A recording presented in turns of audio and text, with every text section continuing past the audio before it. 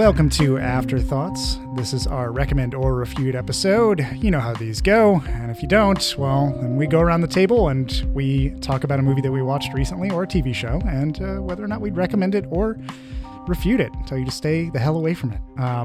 I am your host, John Garcia. Joining me is Ryan King. How's it going, John? I think we've got some interesting ones to talk about. I'm actually really looking forward to talking about yours. I don't want to even say anything. He's already abandoning his own. I'm way interested. Yeah. All right. And also joining us at the table, Michael Dixon. How's it going? Yeah, I have not seen the movie that you watched, John, but I have heard notorious things, so I'm also interested. Oh God, all I could think about was watching that movie with you, and you just being like, Yeah. I think that's but most also people. Maybe liking it. I don't know. It's a confusing time that I live in now, where I speculate what Dixon would like to watch with me. Well, anyways, why don't we kick things off with Ryan? What you watched? I heard you watched a few classics from the Australian, the Outback, the Down Under. That's not a good Australian accent, but I tried. Crocodile Dundee. Good enough. Oh man, I actually thought about. You call that a movie? This. I did not think about watching Crocodile Dundee 2, but I did think about watching Crocodile Dundee. Oh, so you played Knifey Spoony before. I've been going through movies, and my son's fucking turned 15. This makes me feel really old. But he's old enough to hit up into the PG-13 and some R movies that are classics that he hasn't gotten a chance to experience, and that I wanted to go back and rewatch and re-experience. And so we watched Mad Max, and we watched Mad Max 2, The Road Warrior, it's also known. In the future, cities will become deserts. Roads will become battlefields. And the hope of mankind will appear as a stranger.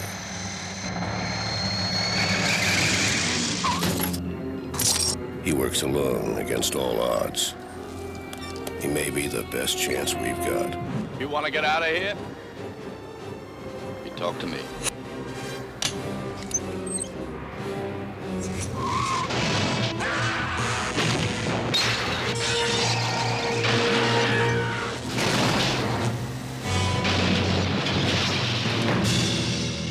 The Road Warrior.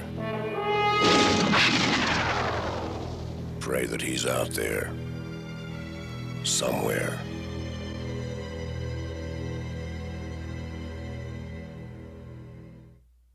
Darla is actually the one we were looking for something to watch with him that was like, oh, how about Mad Max? And I was like, oh, okay, cool. And I pulled up Mad Max 2, and I'm like, well, we'll watch The Road Warrior. And she's like, well, do we need to know anything from Mad Max? I was like, no, you don't. But they ended up talking me into watching it. She's like, well, anyway, we'll just watch them in order. And I was really trying to talk them out of it. The start of Mad Max 2 literally just like flashes through a bunch of information to pretty much just tell you like, hey, the world's fucked. This guy's Max. All right, anyway, moving on. Mm-hmm. Like it gives you that and gives you some flashbacks to the original and a couple of the cars exploding, which is really what's great about Mad Max, the first one. So going back to the original, I remember it being mostly just cars exploding and a couple cool scenes, and there being like a semblance of a plot that doesn't really necessarily make sense or matter. And that's exactly what it is. Yeah. It is good going back and watching it again to be like, God damn, like George Miller just fucking wrecked cars into cars. Like that's why this budget is so low, and it works, and it still looks good and dangerous. And I definitely see some shots where I'm like, that stunt guy didn't do well coming out of that one. Yeah. There's some bad motorcycle tumbles. Oof. And it really, I was like, I don't actually think I saw a dummy. I probably did, but it was well covered. I didn't see like clearly a dummy until in Mad Max 2, and it was in one shot, and something was exploding and on fire anyway, so it was sort of like, that's how you cover for a dummy. Like, you're not really able to tell because so much other shit's going on. It is honestly like a kid in Australia saw everyone driving around in really fast cars and then watched what is it? Pussycat Kill Faster Kill. Pussycat Kill Yeah, Kill. Faster Pussycat Kill Kill, and was like, I could make that. And that's Mad Max. What you think of now that we've had Fury Road and Furiosa recently come out, and Mad Max being this like franchise and something that people know, and this like post-apocalyptic wasteland with BDSM, weird people in dudes their in crazy business cars. suits with their nipples out. Yeah, demanding gasoline, whatever it is in that given movie. It's interesting going back to a movie that's like just kind of trying a little bit, but doesn't really pull it off. And I will say, like, you know, his family dies, gets murdered by the gang, and like that is a bit of a drive to like Max going crazy. But honestly, in the rest of the movies, doesn't give a shit. And Fury Road is a great example of just like throwing you into it and being like, it's just not important. Yeah. Like, it really just isn't important right now. Like, how we got here. This guy has a fucking guitar that shoots fire. Why are you asking these questions? Yes, You'll pick things up as we go. Just strap in. Yeah. So then jumping, Darla was like, it's too much screaming, because there is a significant more amount of like people screaming at each other down the road about shit. That I was like, I could see the witness me kind of early on in this, you know, in Mad Max. Mad Max 2 is clearly the, hey, you know, there was some cool shit in that Mad Max movie. Would you like some budget and to try to do something with some style? And then it gets pulled off. Like it's clear why they were just like, let's just call it The Road Warrior and not tell anyone there was another movie when they were trying to bring it to the States, because it is very solid on its own. It works. It's still entertaining. It does have a plot. It's honestly a bit like the plot from Fury Road, I kind of felt like, which is like drive this rig out and drive this rig back while people try to jump on it. And then also it doesn't have what it's supposed to have in it. Surprise. It was interesting to me going back and being like, I don't remember that being exactly the same plot. But it's still like cars on cars action. Like you really just can't beat practical effects and practical stunts. And like, that's what made Fury Road good, was still having those and going back and just like, it still holds up visually. And visually interesting. Logan was trying to theorize about the gang members, and I was trying to be like, no, dude. Don't do this. We don't do that. Yeah, it doesn't matter who His they are. name's Toe Cutter. It's fine. Yeah, exactly. Yeah, and he was like, oh, that guy's all burnt up. Maybe he's the guy from the previous movie that got burnt up. And I was like, no, it doesn't matter. We don't know where anyone came from. We don't know why they're assholes. It doesn't matter. Like, they're just gang members. It's just everyone's gone crazy. Yeah. Be honest, Ryan. You showed him Mad Max 2 because you wanted to be able to go, Logan, just walk away. Just walk away. Do you want to do your Lord Humongous impressions around the house? Yes, now I can do all my references to that. I remember watching Mad Max, the first Mad Max, back when we worked together, like our first job. I like put it on and was just like, man, this is so slow. Like even the car chases were cool. There were some scenes there, but I just remember it being like very independently paced, I will say. It's like a first time filmmaker thing. It's like, okay, you kind of got it. You knew exactly what you wanted to get out of it. And then, watching Road Warrior and being like, okay, this is what you were going for. And with more budget, what you can achieve. And I have George Miller to thank for all of the Italian exploitation films that came after that were all trying to do that same desolate desert wasteland where they had people in like different football gear and whatever the fuck else. And hey, look, Fred Williamson is there sometimes. Like, okay. So yeah, these are iconic ones. What were Logan's thoughts coming out of both of them? Yeah, Darla was still down on Mad Max 2, but she was like, it was a lot better than Mad Max. And what was interesting, because I asked her, I was like, well, we saw Fury Road, and she hadn't seen any other of the Mad Maxes, and she liked it quite a bit. And I was like, well, what was it in Fury Road? And she was like, I don't know. Like, it didn't seem like there was as much yelling. The action was a little, like, was better, which it is. Like, Fury Road might be the best action movie out there. Like, it is really excellent. And she was like, yeah, it's a little bit more compelling, kind of the characters. And I'll admit the people in Mad Max 2 in the town are also as much like, don't worry about it as the bad guys are. Yeah. And at least there's like a little more endearing in the storyline to Fury Road. that exists, even though it doesn't make sense and timeline, whatever. Like, where did they come from? I don't know. Where did they go? I don't know. They come from the Citadel and they go to Gastown. Yeah. Well, there was some Greenland or something, right? It used to be a green place. Somewhere. It used to be green. A child named Furiosa that was born in a peaceful place. Yes. Peaceful forest world.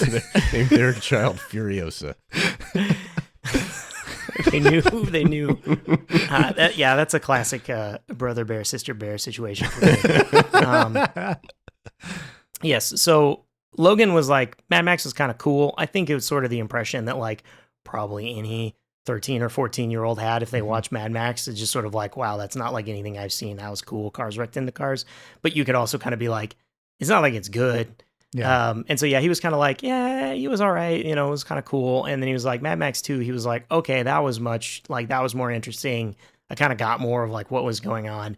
The pacing, you're right. It really like the first Mad Max is so slow and kind of meandering and then like suddenly excellent.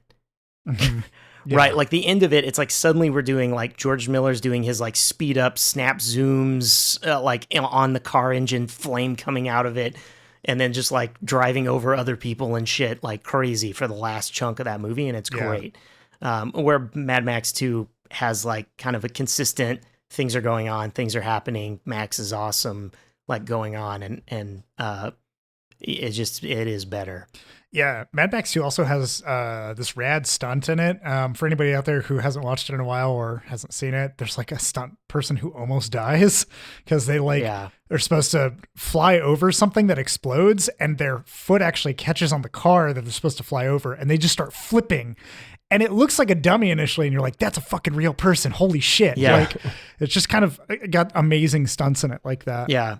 Within that same like a minute or two later, the guy that's on like the back of the rig. So they have this like they set up like razor wire along the rig and, you know, put a bunch of shit on it. I will admit, like, no one in the Mad Max universe, like if you can kind of just be like, they're all the idiots that survive, like no one's actually understanding what they're doing. Cause it's like none of their armor is effective. None of the shit is mechanically They don't wear it smart. anywhere that's they just the like, vulnerable spot. Yeah. They just hammer shit to shit and are like, that's probably better. Right. And I'm like, that's actually just random people. That's probably what would happen.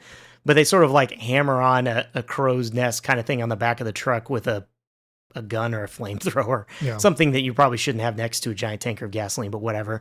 And he gets pulled off and it like explodes as he's being pulled off and it's a dummy. Yeah. And I was like, it's a dummy. And Logan was like, well, they had a dummy earlier. And I was like, no. And like, we went back and I was like, that's a dude. And he's like, oh shit, it is. Cause you can see. And I was like, yeah, I was like, the stunts are great. There's another one where the dude gets off his motorcycle, the stunt actor correctly, but then the motorcycle like doesn't go off to the side and it kind of like hits the back of his head. Oh, fuck. That you can like see and you're like, oh Jesus. Yeah. It's crazy. Yeah, I've just been sitting here quietly while you guys have been nerding out. I saw Mad Max and Road Warrior when Furiosa came out. I was like, oh, I should go watch the old ones. And I just remember being like, what the fuck is that? Like, Mad Max is so slow and boring. Like, what is this? And then Road Warrior, I was like, it's better, but I don't know that this makes me want to continue with this. And I saw Fury Road in theaters and loved it, but I never saw Thunderdome. Is that what the next one is called? Yeah. The third one? Yeah.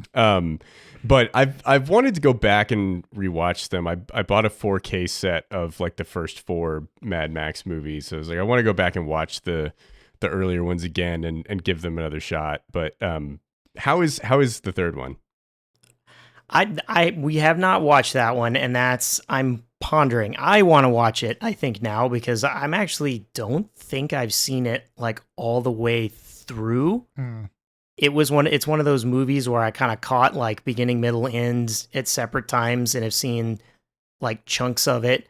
But I had kind of always heard it wasn't that great, so I never really gave it a shot. I've never really like, if I think back on it, I'm like, yeah, I kind of remember like fighting in the dome and the dude on the other dude's shoulders and the 2 men in or 1 man leave. And I remember that being like entertaining because it's exactly the Mad Max nonsense you expect. But I don't really remember Tina Turner or whatever else was in that movie if I think on it. So yeah, I want to give it a shot because I think it's something that people have been more like apologetic sense of like, yeah, if you really look at the Mad Max movies, it's not like they're necessarily so great that Thunderdome is this like sad blemish on the franchise. Yeah, and I know after you see Fury Road, you pretty much peak. Like you're never going to enjoy the other films as much as you would with that level of adrenaline. But I think that there's still interesting merits in watching George Miller's craft like evolve and sort of him try to develop.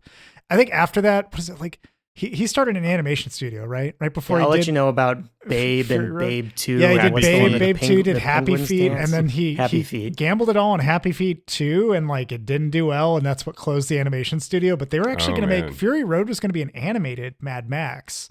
I'm really glad they didn't do that. Yeah, like they actually funneled a lot of those ideas into a Mad Max video game that got built alongside Fury Road and then was released and has little to do with Fury Road. Although like Scrotus is in it, our boy Scrotus. Sure. And like a Morton Joe's probably somewhere in there too, and whatever else. But it's like, okay, like we got some good Mad Max stuff out of Happy Feet, I guess. Yeah. Interesting. Ryan, have you seen Furiosa? No, not yet. I was very disappointed in it. I think John liked it more than I did. It's like an objectively good movie, but it's just not anywhere near the production standards of Fury Road. Like there's so much CGI that was not in Fury Road, and it was like telling a story that has kind of already been told, and I was just like, I don't know, like the movie felt very unnecessary to me. But I was a little disappointed. I mean, when I saw the trailer for it, I was like, oh shit, this is a lot of CGI. And then I saw the movie and I was like, yeah, that's kind of what I expected given the trailer. Like it's still good, but just like after you've seen Fury Road, it's like you expect things to be at that level. Right. And, yeah, I feel like when they first announced it, I was like, well, I'm interested because Fury Road was so great and Miller seems to have it. But then when they were like, oh, it's a prequel, I was like, that's not what I like. Yeah. Yeah, and I was like, I guess I'll have to see why he thinks it needs to be a prequel, but I'm like, I'm far more interested in the Furiosa we had and not going back for some reason. Also, the one piece of backstory that I was like, I would like to know more about that from Fury Road was the War Boy religion, and we didn't get anything anymore about the War Boy religion in Furiosa. I was like, I want to know all the tenets of the faith, and like, what is in Valhalla? What do you achieve in the afterlife if you are witnessed and shiny and chrome? You know, you get 37 V8 engines. I found out that it's not Valhalla. Apparently, they're saying Walhalla. What? I think so. I was like looking at something and that was like the thing. There was Walhalla because of the fucking giant walls. I guess it's some like imagined heaven that's like it's the same as Guzzling where there's just like a slight twist on a mythological concept. I like that though. I like that because that's the kind of thing that's like you don't remember where the word came from. And they don't know what it was. Right over time. Yeah. I haven't waited in Walhalla.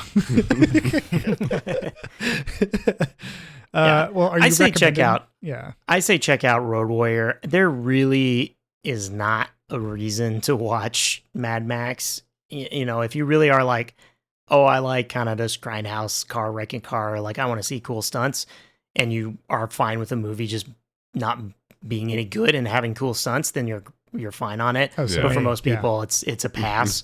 And Road Warrior is like it's fun, it's a good time, and it has the stunts. Like it's the package.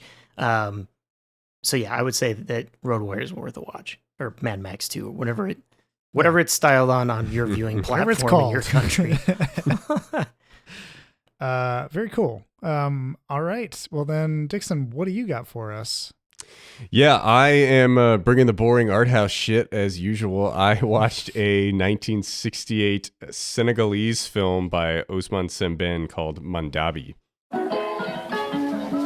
Ibrahima Dieng moonte de xabaar bu neex laa indaloon benn mandat ñaar yëpp Paris lañ jógee. dama ñëwoon Sera ndax dama am benn mandat poste boobu ma war a touché. demal nga wuti carte d'identité. demal mairie wuti sa kayit juddu. Mandabi translates to money order. It really reminded me of L'Argent, which John and I you've talked about at length in the past, and as you know we've mentioned Bresson a lot on this podcast. But basically, Osman Sembène was a native African who grew up in Senegal and was educated in Europe, knew a bunch of languages, and became a novelist and a writer.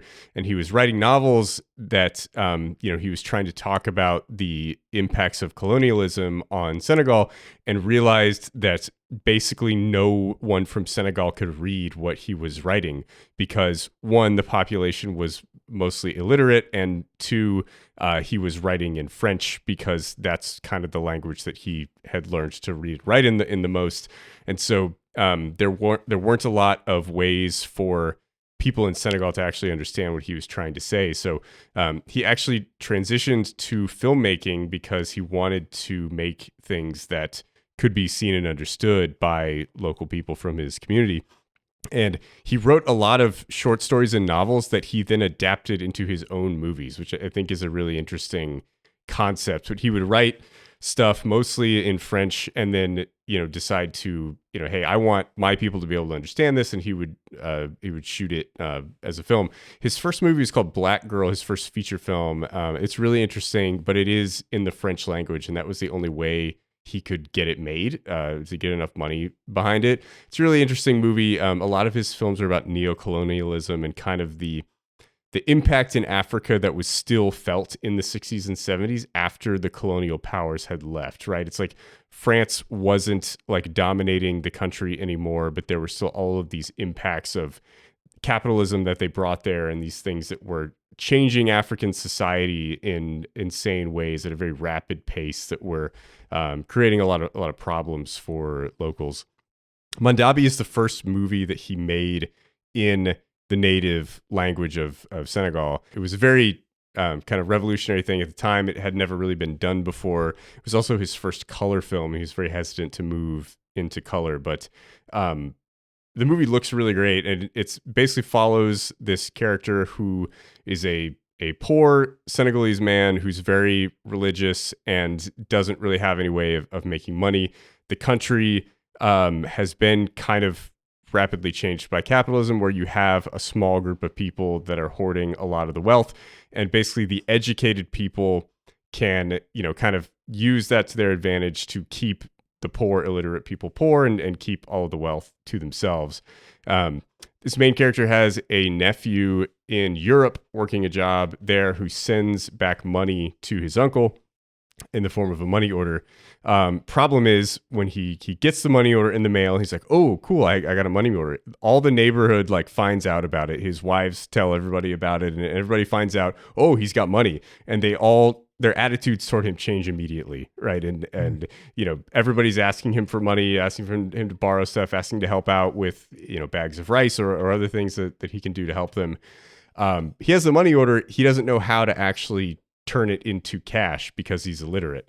And he has to rely on help from educated people in the area, some of whom have good intentions, some of whom do not. But he has to kind of go through the bureaucracy to try to get his money. And the bureaucracy and the banking system and all these things are fairly new to Senegal, and a lot of people don't really understand how to navigate them. But in order to get the money, he has to get a passport. In order to get a passport, he has to get a birth certificate. He doesn't know his birthday. He doesn't know where he's from. He doesn't know how to read.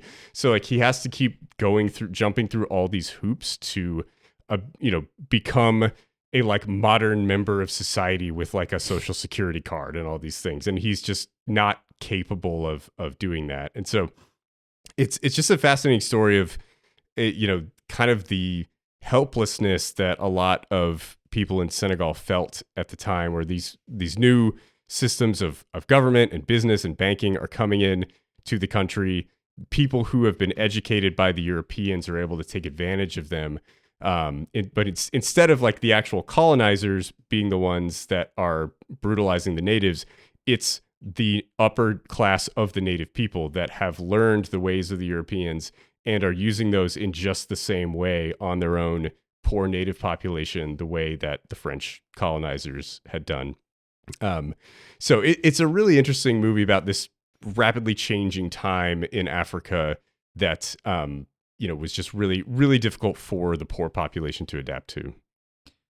What kind of tone does this movie take because you said it kind of reminded you of L'Argent. Does it have a removed feeling where it almost is objectivist in what it tries to do? Like Bresson tries to remove a lot of emotion from the actors and let you sort of experience what they're experiencing, or he will focus in on the things that he really wants you to care about. Like, what are we talking about cinematography wise or like shot wise? How does it what's the atmosphere for it? Yeah, it has that kind of a feel where it feels very documentarian in the way that it's shot.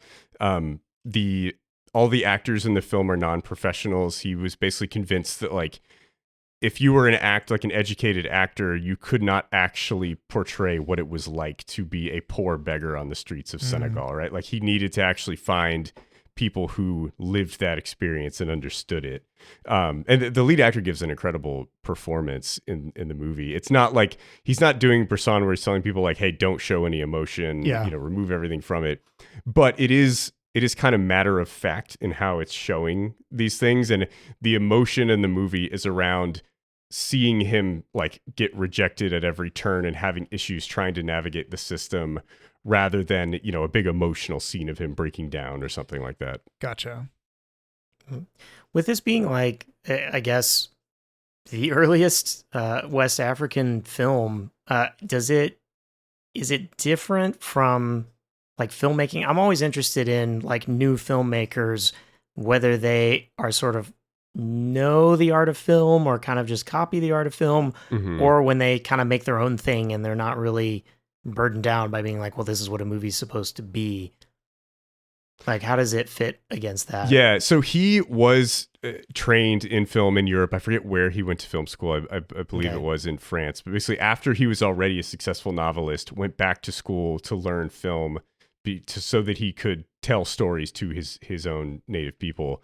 And he definitely picked up a lot of traits from like the French New Wave and European cinema that he put into his, but it definitely still feels like both of his movies that I've seen, Black Girl and Mandabi, feel like Sembène films, but they do have kind of a reserved French kind of attitude in themselves, but it feels like he's trying to kind of craft a unique African style as well. It'd be interesting to know what movies were available to them contemporarily, like what were they watching? Because it's, even now, it's not like what we think of as important cultural touchstones or big movies are going to every country in the world. So it would be interesting of like, what were those movies that he was against trying to be talking to them? And was he trying to be different or like them, but also now your voice is heard too? Yeah, well, and the movies they were getting in Senegal at the time were just all in foreign languages, right? Like it was mostly French films that were left over from French colonialism that were getting shown there. And, the educated top of society could go see them and enjoy them, but, 90+% of the population couldn't engage with them at all. And so, and they weren't like, they didn't even bother to like subtitle them in the local language or anything like that. And even if they had, so much of the population was illiterate that it wouldn't have really mattered. Or had that much of an impact. That's a good point. So he was really like bringing cinema to Senegal, like to the actual Senegalese people for the first time. Like this movie specifically, because his previous movie, Black Girl, was in French. And so this is really the first time that Senegal was able to get a movie that they could actually watch and understand. Yeah. All right. That's a big deal. So it's pretty fascinating. He's a really interesting director. I want to see more of his stuff. The Criterion Blu-ray that I have comes with the short story as well. So I want to read that too, because he is a novelist as well, to kind of get a sense of his writing style and how that, translates to him adapting his own books into movies. I think is a really interesting concept. Like somebody that was really good at doing both of those things and could tell the story in multiple ways. Criterion also just put out a box set of 3 more of his movies that I want to check out. So there's 5 of them now that you can get on Blu-ray in the US. Oh, nice. It's awesome. Like that this is something that wouldn't be available. Like somewhat the digital is helping with this as well, but something like Criterion that's going back and pulling these movies out and preserving them that are things that I would have never heard of this guy otherwise. And he's definitely like a really talented filmmaker, and I want to watch more of his stuff. So Yeah, I know AFS ran his series a while back, like a year ago, something They like did. that. I think it was based on the new Criterion box Yeah. set. Like sometimes the theaters will get those first when the restorations are done. So I didn't get a chance to go see any of those at the theater, unfortunately. It piqued my interest though. What I saw, I was like, I'm very interested. And then when I can't remember what I saw. Maybe it was Showing Up, and then I left the theater mad. And and I was like, I don't remember anything that I just saw. But cool. All right. So a recommendation for Mandabi. Yes. 1968, right? That's when that. Okay, Yep. Nice. Well, I'll take y'all out of the art house and into the back alley with a movie that you can find. I don't actually know if this At is some point, ever I'm made going to run an be. art house theater, and John is going to just have a projector set up in the alley behind Yeah, it, that's right. just showing It's random gonna be- schlock You can have like the big marquee, and I'm gonna have Wanna like see a a cardboard movie? sign with Sharpie on pointing with an arrow to the back. Yeah. I watched a heft of just random eclectic movies. I've been on like a Charlie's Angels kick and some other stuff recently, which is just, I don't know why. I'm just going through it, I guess the 90s and into the early 2000s. I want to real quick give a shout out to a fun giallo that I watched called Too Beautiful to Die that just had some really awesome set pieces. There's a lot of male gaze in it. So like a lot of, like I'm shocked, just like so many women in lingerie for no reason. But it has a lot of really cool like visuals. So I feel like even Dixon, you might appreciate like half of it. Yeah. And the other half you'd be like, this is kind of bullshit. The movie that I actually got around to watching, because I watched Charlie's Angels and Charlie's Angels Full Throttle. Tom Green shows up in Charlie's Angels for like 5 seconds because he was married to Drew Barrymore, and they just like worked that into the movie somehow. So he plays her boyfriend named the Chad. He's only ever referred to as the Chad. And he's the hanging Chad. He's just the Chad. He's he's very fucking weird, which is what Tom Green's thing was. He's the proto Eric Andre of Canada. And I decided, I haven't seen Freddy Got Fingered. I've never seen it. I had friends who saw it, and I just stayed far away from it. As a good Catholic boy, I wasn't going to see whatever that was about. And I said, Sasha, you want to watch Freddy Got Fingered? And she was like, yeah, fuck it. Sure, why not? She left like an hour into it. But yeah, we're talking about Freddy Got Fingered. It's yours. Hop in.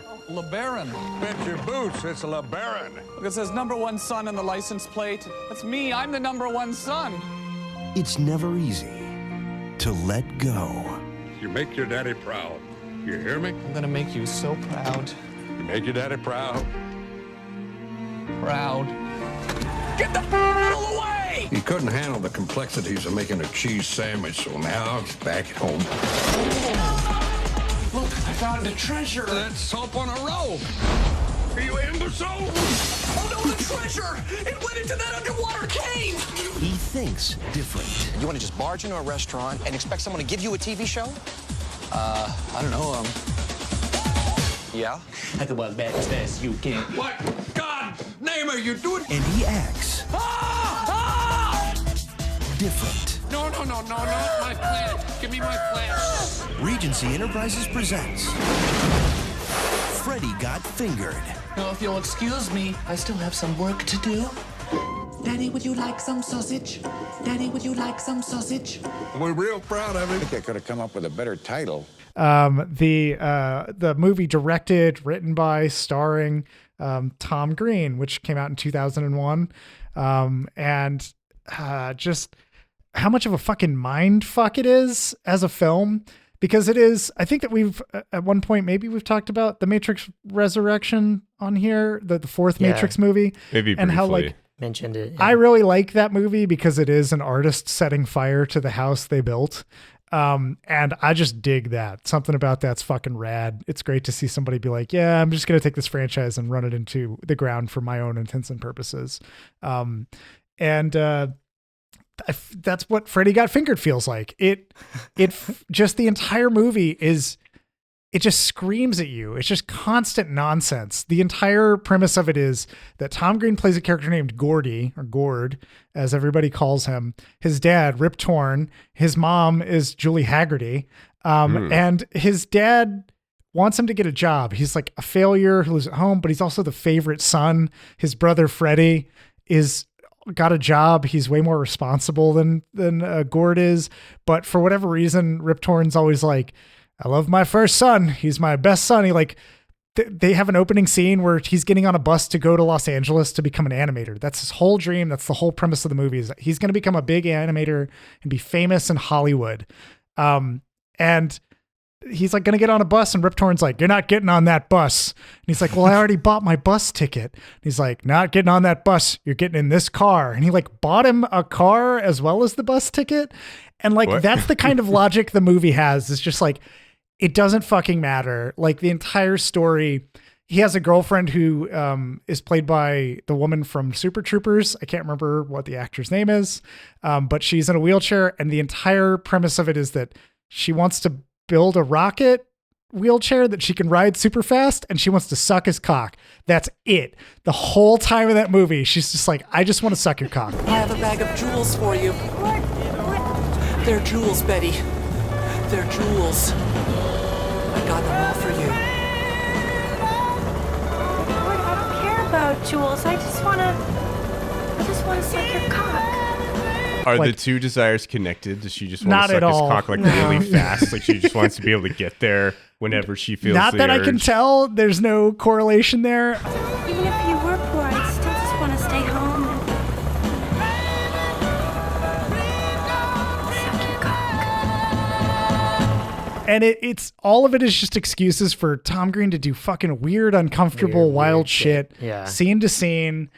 And it's like mind-meltingly funny to me. It's one of those where like you watch it and there's just no explanation for anything. It feels like there's a manual somewhere of how to enjoy this movie, and that it's been burned in a fire, and you'll never know whether or not Tom Green is a fucking genius who got away with getting Hollywood money and then just blowing it all on this thing to fuck over the studios. Like, or if it was, there was some attempt at trying to make something, but it's just so much intentionally stupid things. Like, he causes a scene in a restaurant and there's a waiter who comes up and he's like, sir, you can't do that here. This is a fancy restaurant. And it's like, just those lines alone are like, what, like no fucking thought is put into this script other than we're just going to do this fucking weird scene, make fucking a lot of noise. And I loved it. I thought it was fantastic. Oh. It was really fucking wild and weird. Did not see it go in that direction. That's kind of where, like, I mean, I alluded earlier that I like watching an artist kind of burn the house they built. And I think that it's like Tom Green was already doing Eric Andre shit. Like, how would Eric Andre make a movie other than he already did make one on Netflix? But I feel like even that one's like a little too produced and was just like, this feels like you're given complete creative control and you can just, the producers don't understand what you do. And they're like, the kids like it, just fucking do whatever that is. And it's just the opportunity to take their money and fucking burn it. And so I liked it in that regard. I laughed a lot. There's a lot of really dumb shit in it, but I had a good time and I would watch it again at any point. It's such a weird fucking quirky film. I just don't even know. I absolutely love that movie as well. I watched it multiple times. I think if you can gel with exactly what you're saying, that Tom Green was just like, what can I make that isn't a movie? Yes. That like it is fucked up, it is stupid, shocking. And then I just, he had to have been sitting there when they like first showed it at the studio, like it wrapped and then they're going to show it at the studio. And he probably was just sitting in the back, like fucking huge smile as everyone around him was like, what the fuck did we make? Yes. Like, we have to release this. We need to get something back. Like, how can we, I'm still don't understand why they released it and didn't just like, that's before they were just writing things off. Yeah. They didn't write it off as a loss. Yeah. They hadn't quite figured that out yet. I also would love to sit down with Rip Torn and see what he thinks, because he's fucking awesome in that. He's hilarious. He's awesome. He's Rip Torn up to 12. Like every time he fucking loses his shit on Gord, it's hilarious. What the fuck is going on? I'm underwater. Look, I found a treasure. A treasure? That's soap on a rope. It's a treasure. Get out of my goddamn scuba gear, you imbecile! You saved me from the giant barracuda! But look, I salvaged the treasure. We can live like kings! We can live like kings! Forget that fucking soap. You clean up this mess and get your ass out that door looking for a job. Yeah. And he goes all out for it. So, it's not one of those where normally you might see something that was like a complete shit show and the actors that are real actors realize it and then give up. Yeah, we just talked about Madam Web. That's what you're talking about. Yeah. Where it's like, this is a complete shit show, but Tom Green's very into it and Rip Torn's into it, and so it works. Julie Haggerty's into it. Like, Julie Haggerty does a great, everybody seems to be having Julie fun. Haggerty mom bit.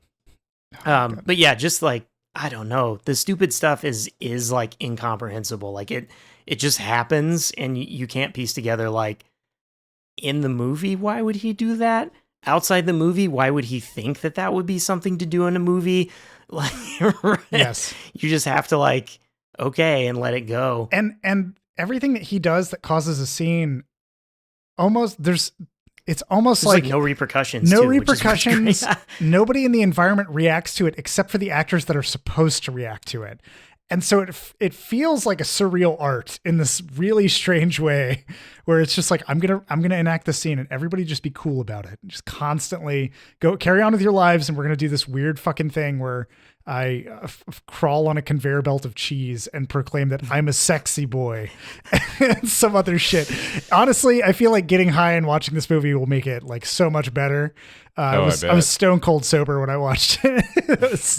It was still like, every 5 to 10 minutes, I was like, what the fuck is happening? I just couldn't contain my confusion.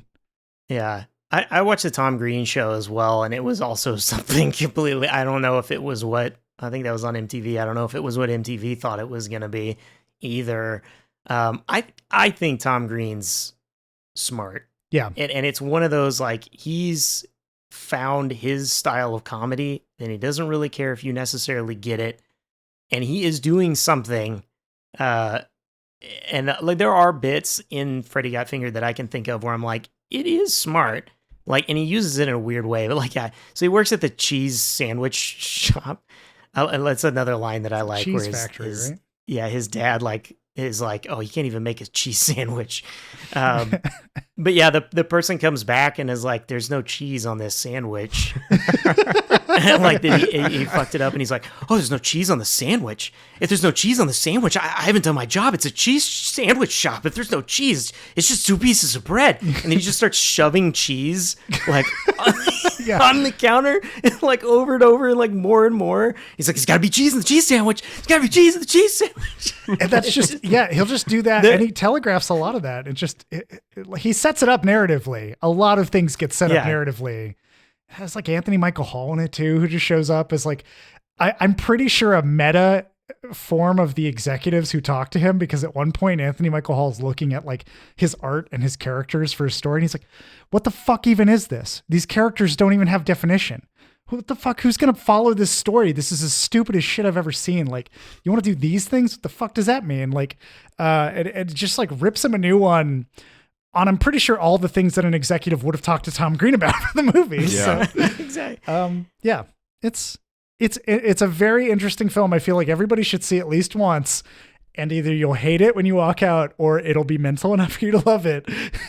And you'll be like, all right, that was kind of fun, I guess. I don't know. Did Freddy get fingered? That's a plot point where they talk about that. I don't want to spoil it. Oh, okay. Whether or not Freddy did or did not get fingered. No. I always thought it was like a interesting mystery that's thing. the title of the movie. Yeah. I was like, oh, what did Freddy get fingered for? But it's a sexual innuendo, of course. And I was like, oh, my fucking child brain.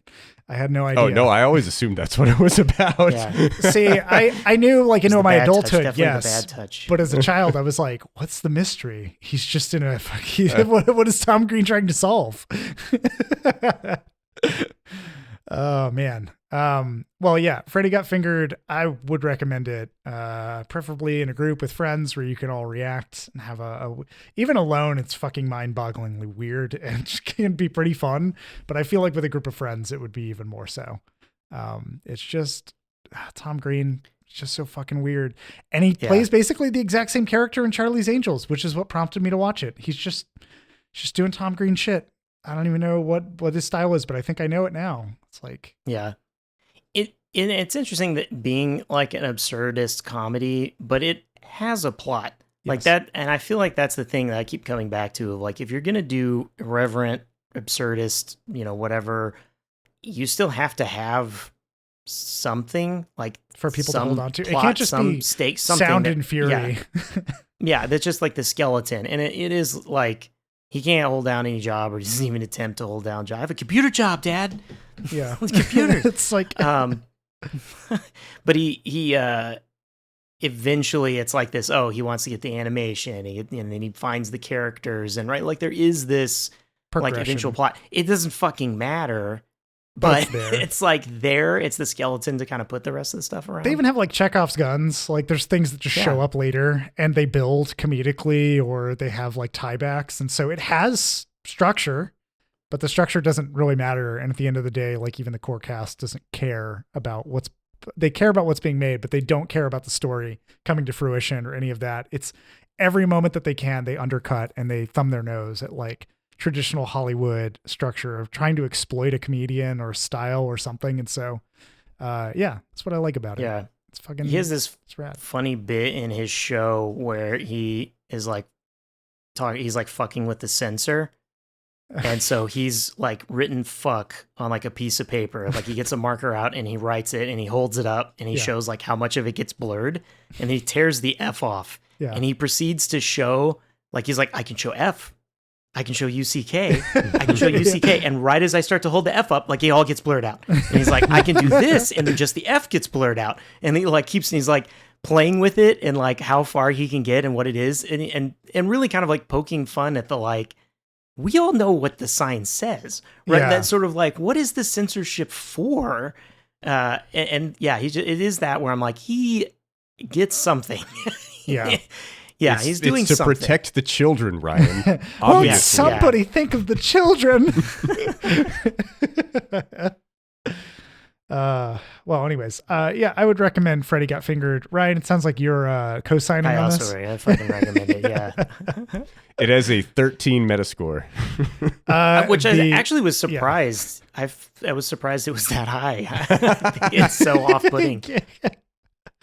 The letterbox is all over the place. Oh, I bet it is. But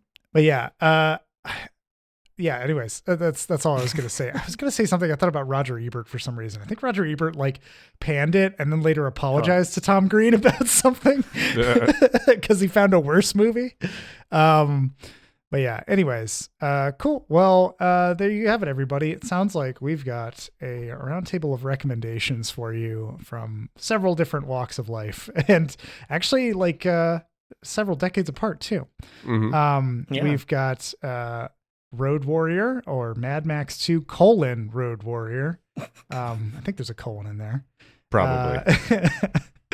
We've got Mandabi, which is the first Senegalese film that's in Wolof. Is it in Wolof? Yes, Is Wolof. That That's the language. Yeah. Okay. Yeah, from 1968. There you go. Mandabi. Hey, Mandabi. And then you've got Freddy Got Fingered. So once you're done at the art house, why don't you go to the alley, take a piss, and watch Freddy Got Fingered? While you're back there, it's maybe you'll get crass. Fingered in the alley. Who knows?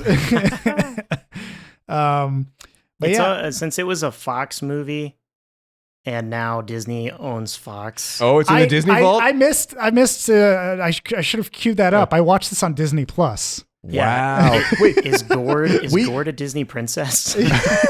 Yeah. There was at one point on this podcast, like a year or two ago, we were joking about Disney Plus having an adult version called Disney Plus X. Is that what does that literally exist now? That's where the plus turns sideways. Yeah.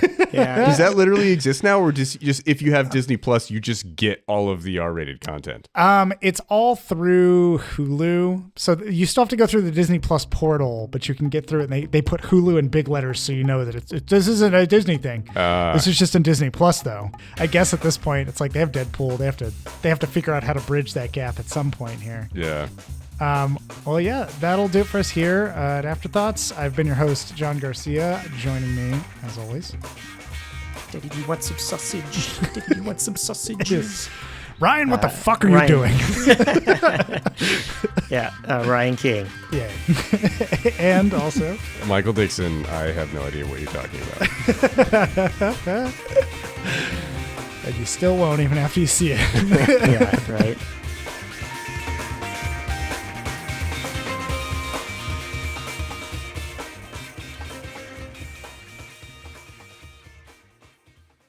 Hey there, movie buffs, TV toughs, and all listeners in between.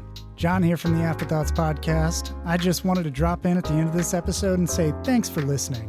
If you've got afterthoughts of your own to share, hit us up.